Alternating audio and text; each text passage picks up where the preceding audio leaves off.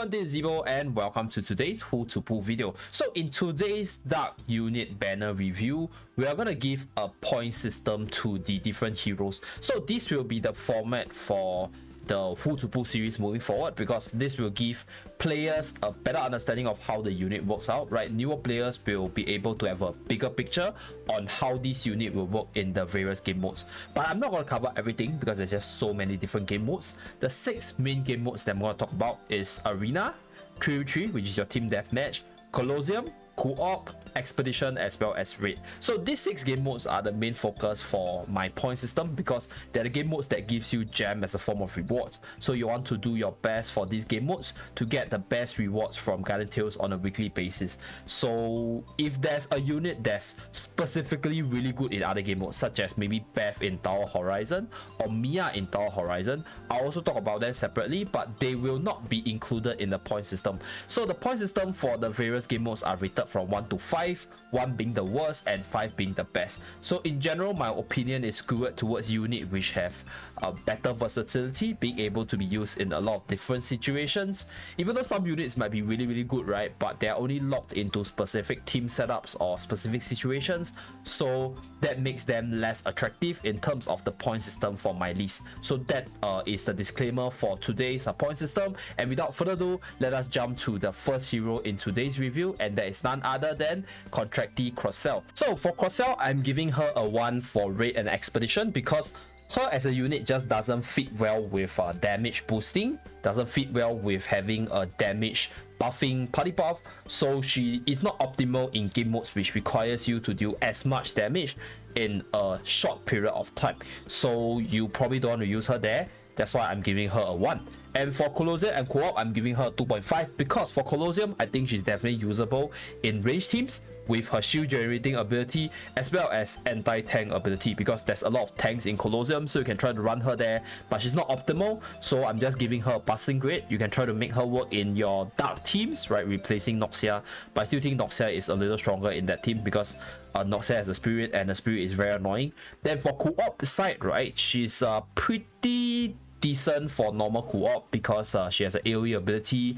Her skill can actually push back the mobs to cancel the lasers, and she goes really well with range units, which are probably the main units people run in normal co-op, right? But for defensive co-op, I think she's not optimal, because defensive co-op is about damage in the short period of time. So yeah, like I'm just giving her 2.5. Passable, you can try to use her, but not recommended in the defensive co-op side, because there are just a lot of damage dealing units which are just way better than her there, so I don't encourage people to use her.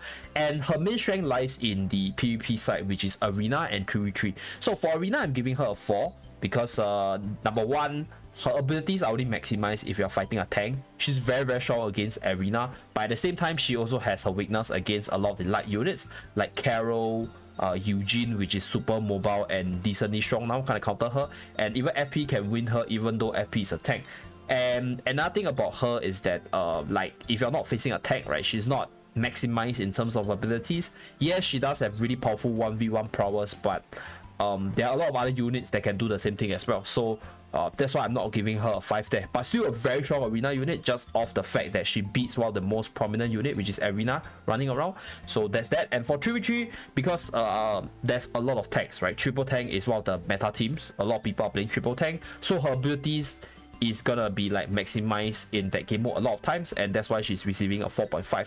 So generally, in terms of the normal story content, I think she's okay. Like, she's not a must-have for your general PvE story mode, and even for your Heavenhold Tower, I think she's also not a must-have there as well. So that's my thought about Croselle. Overall, a decent unit if you like ties and stuff, but a skippable one if you don't really play a lot of Arena, in my honest take. So with that, let us move on to the next unit. Okay, moving forward, we have Demon Queen Lilith. So Demon Queen Lilith is a 5 for all the game modes that requires you to have big damage in the shortest time possible. So namely Raid, Co-op, and Expedition. So why is that so? Because she has a damage buffing party buff, a melee attack party buff. She has a really big damage output, and she has defense reduction abilities. So that is a combination for a must-have unit for these various damage dealing game modes, because you want to lower the boss's defense so your whole team can do more damage. You want to have an offensive party buff in order to utilize all units getting the buff itself, right? You want to run a full melee team with her and, you know, just do as much damage as possible. So that's why Lilith is 5 there. She's a must-have for those game modes if you want to play a melee team. And yeah, that's her in PvE as well. Then for PvP side, I think Lilith is still really strong in Arena and 3v3 because you can run her in your melee crit team, you can run her in your defensive melee team. She'll still work because she chains really easily in 2 weapon skill, and she can burst a lot of units from just like 1 weapon skill itself. So her damage potential is just crazy. Ever since her release, she has been really good, and she's still really good till this date. And the thing about her is that she is a range attacker with a melee damage. So it's kind of weird because most melee units, they hit from a melee range, but Lilith can hit from like a decent range, which means that she can function really well in a lot of different arena maps. Like even your close library, Lilith is pretty good there. You know, if you're like your ancient ruins, Lilith is really good there as well. So that's one thing that Lilith have over other melee units. And if you ask me for like my most honest opinion, the one game mode that Lilith is not really good is Colosseum, because melee teams are just really bad there. She doesn't have any kit meant for Colosseum, and that's why she's only a 1 there. But overall, Lilith is a must pull if you don't have her, because she's just so versatile and like powerful in the various game modes. And on top of that, she's a very healthy and massive unit to boot. So pull for her if you haven't gotten her yet. Okay, so next up we have Big Daddy Cloud. In terms of the point system, it's very similar to Lilith because Cloud is basically the range version for the dark teams, right? If you're running a dark range team, you must have a Cloud, because Cloud, number 1, deals massive damage. Number 2, has a very big AoE weapon skill, which makes him a must-have for your co-op or expedition if you want to clear it fast enough. Then for Raid itself, he buffs your dark attack damage output. So yeah, if you want to run him in your dark range team, he's a must-have. But you can also run him in your normal range team as well, because he is a range damage dealer, which just deals a lot of damage, right? If you're low on your hero pool, or you don't have like specific units to fit in, and you have a max out Cloud, they can slot him in there. Then for Arena and 3v3, it's very similar to Lilith. You can run him in your range crit team. He's a massive counter to Arena as well. So all these units in today's list, they counter Arena in one way or another. But Cloud is the kind of unit that when he fights Arena, right, he can heal off his damage, because if he deals a lot of damage, and you know, if he's tanky enough, he can hit Arena and then heal back, and then Arena is just helpless, you know, because of how his kit works out. So that's one thing for Cloud. And in general, I think if you're somebody that looks out for big PP damage, then Cloud is a good choice for you.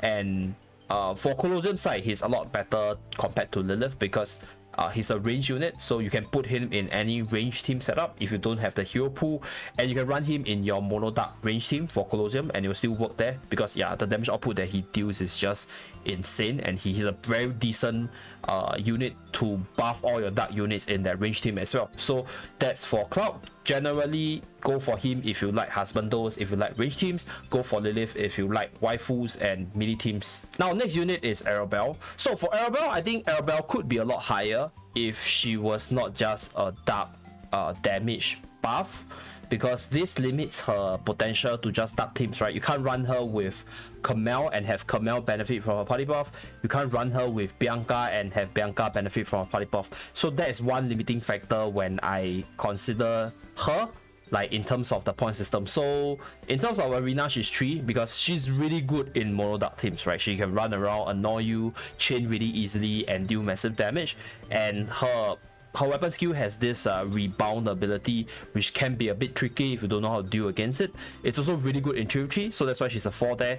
But then again, I can't really give her much higher, because if you're not running a dark team like in Masters Arena, you have an Arabelle and then you have a Camille, your whole team is just going to be a lot weaker there. So that's why I put her as a 3. Then for Colosseum, she's one of the leading units for dark range team because of her weapon skill, and if you want to run a dark range team, you'll probably need her as well. So she's top tier for expedition and raid. But for raid, I'll give her a 3.5 because, like I mentioned earlier, she's a dark damage buffer, right? If you don't have your dark damage team build up, then she's not gonna be as good there. But if you decide to pull for her, then chances are you're gonna build a dark range team, right? So Airbel is just a very simple glass cannon unit. She just deals a lot of damage, and just take note of that. Then for co-op, same thing, because I have my personal share where people uses Arabelle when like every other teammate is using like maybe Kamel or Gabriel, and then ended up losing the co-op match because we didn't have enough damage and the Arabelle was really paper, so she died really easily. So yeah, Arabelle is one of the pioneers for damage dealing, but at the same time she's also a lot more frailer and she doesn't have the recovery ability of Cloud, so that's why she's a bit lesser in terms of point compared to Cloud.